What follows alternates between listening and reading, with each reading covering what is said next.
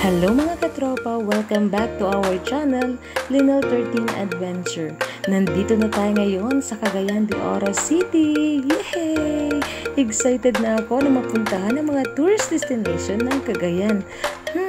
Wait a minute, kaping mainit. Pupuntahan din pala natin ang isa sa mga sikat na pasalubong center ng Cagayan. Excited na akong matikman ang mga pagkain nila dito. Kaya tayo na! Ito po yung Binda Pastel of Camiguin, one of the tourists pinupuntahan ng mga turista. Pastel of Camiguin.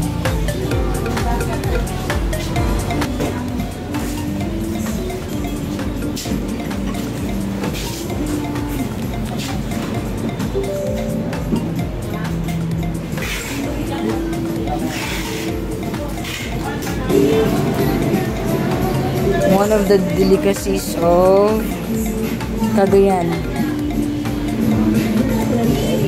Wow! Sarap ng mga pasalubong center nila dito. Ayan. May mga chicharon pa guys. Oh.